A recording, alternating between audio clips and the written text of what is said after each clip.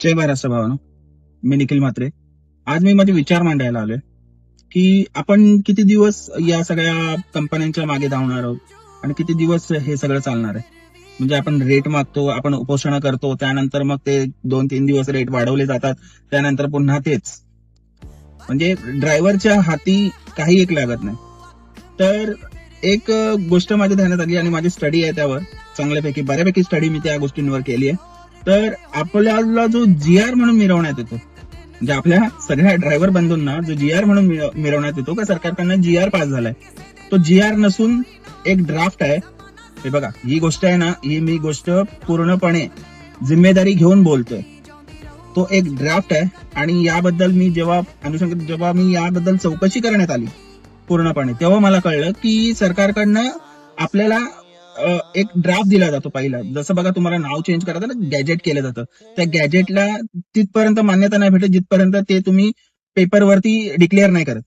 कोणताही वृत्तपेपर असतो त्याच्यावरती ते डिक्लेअर करायला लागतं की बाबा या माणसाने या इसमानी असं असं नाव होतं आणि असं असं नाव केलंय. आता त्याच्यावरती जर ऑब्जेक्शन नाही आला तर तो आपल्याला मान्य गृहीत धरला जातो की मान्य झाला म्हणून.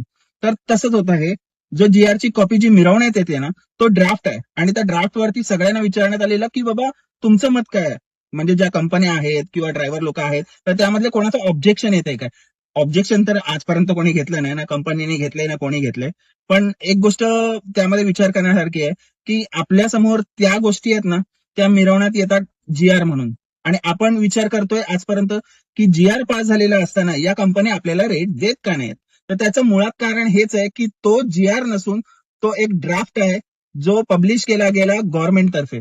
आता त्याच्यावर जर कोणी ऑब्जेक्शन घेतलं नाही तर तो मान्य करण्यात येणार. आता हे मान्य कुठून होतं, तर साहजिक गोष्ट आहे, सरकार मान्य करेल. मग आपण त्या कंपन्यांच्या मागे का लागलोय हे काय कळत नाही मला. की रेट वाढवा, रेट वाढवा, रेट वाढवा. जर आपण त्याच गोष्टी सोडून जर जीआरच्या मागे लागलो तर, की हा जीआर पास होण्यासाठी आपण परिवहन मंत्र्यांच्या मागे लागलो तर. माझं तरी हे मत आहे की कंपन्यांच्या मागे जो टाइम आपण जो आपला पैसा म्हणजे बोलायला गेलं तर पूर्ण दिवस धंदा नाही करणार म्हणजे तो आपला लॉसच आहे. म्हणजे आपला पैसा, आपला वेळ आपण वाया घालवतोय कंपन्यांच्या मागे. तोच जर वेळ आणि तोच जर पैसा जर आपण योग्य ठिकाणी लावला तर नक्कीच आपल्या हातामध्ये नक्कीच काहीतरी चांगलं लागेल. तर माझं तरी हे म्हणणं आहे की बाकीच्या गोष्टी सोडा, या कंपन्या सोडा, कोण काय रेट देतोय, कोण काय नाही रेट देतोय हे सोडा. आपण डायरेक्टली सरकारला हा जो जीआर आहे तो इम्प्लांट करायला लावला पाहिजे, असं माझं तरी मत आहे. तर मी या विचाराचा माणूस आहे की बाबा कंपन्यांच्या मागे लागण्यापेक्षा जीआरच्या मागे लागूया आपण सर्व मिळून, की जीआर पास होऊन दे.